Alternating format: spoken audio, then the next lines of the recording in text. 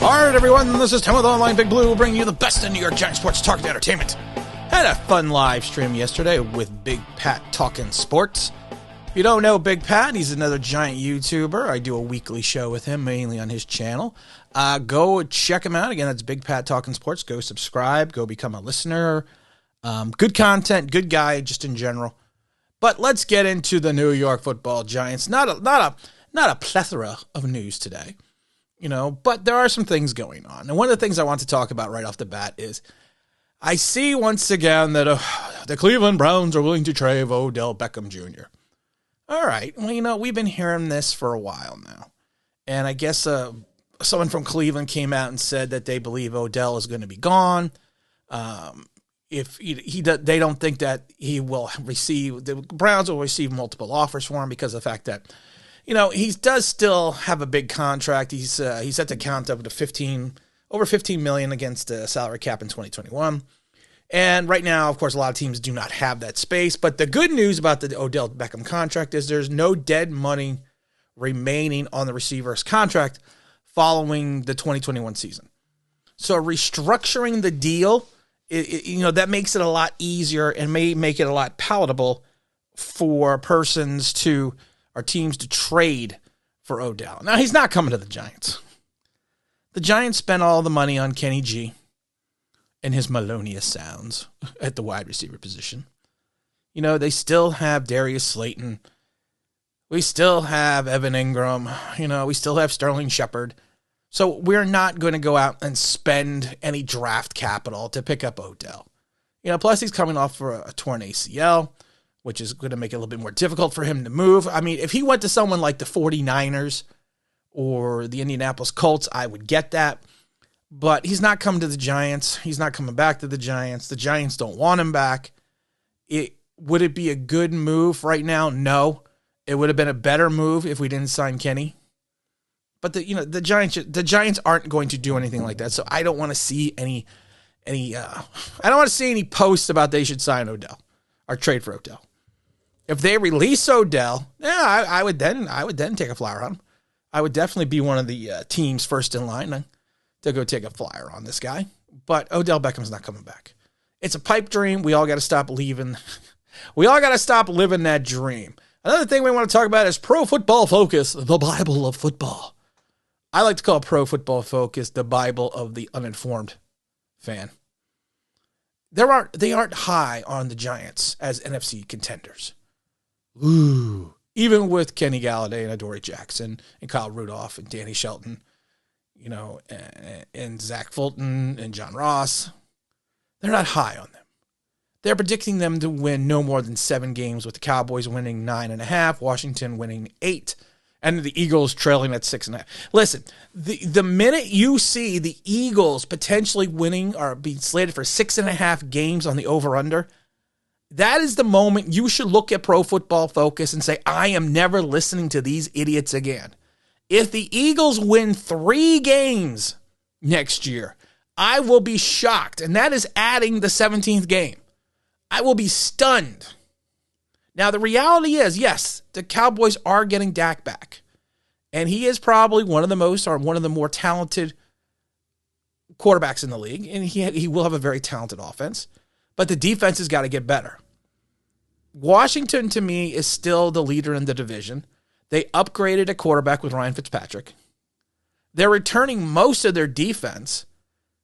And while they do not have a plethora of offensive weapons, they have an interesting collection. So I could see Washington, leapfrogging the Cowboys. And 7 wins for the Giants, I'm not saying 7 wins is a bad number for the Giants.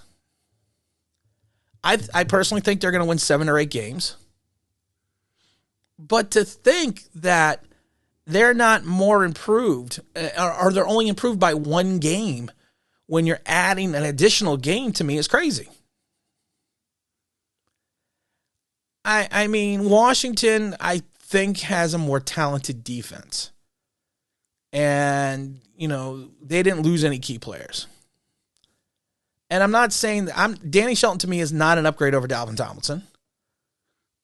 And Ryan Anderson is the only edge, really true edge that we signed, and he had 0 sacks in 2020.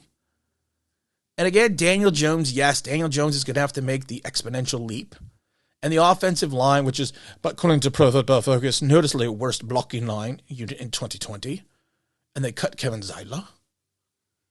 But I think there's optimism, and there should always be optimism in April.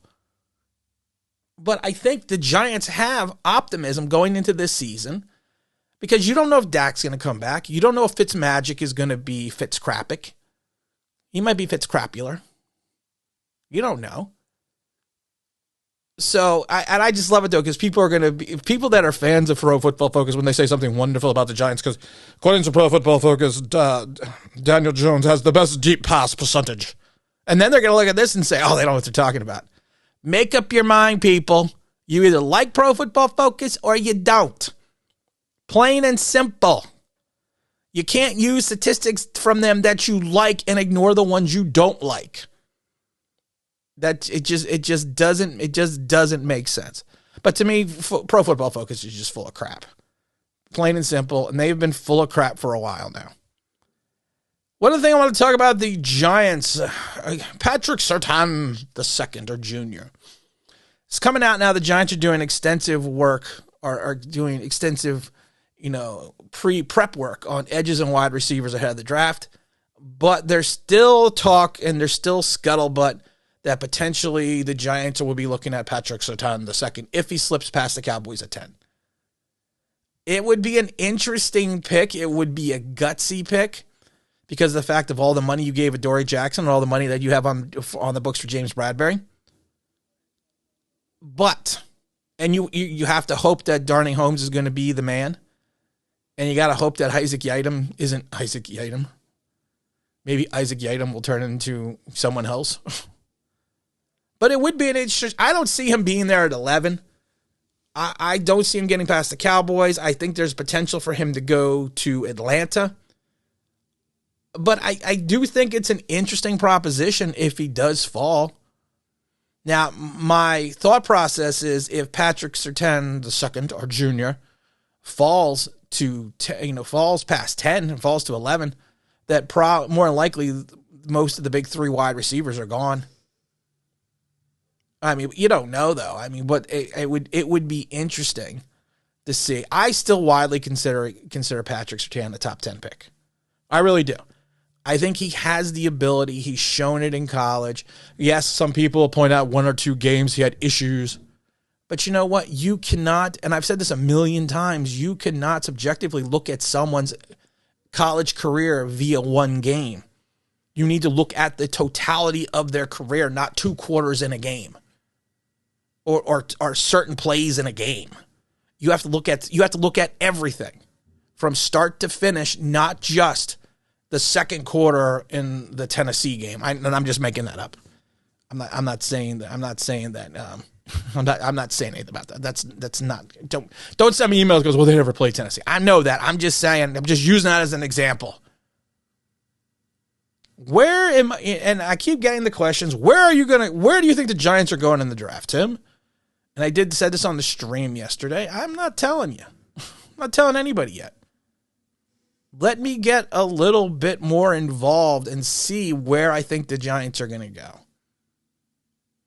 I would be interested in the second round. I will say this. And I'm going to do a video on Ronnie Perkins, the defensive end / linebacker at Oklahoma.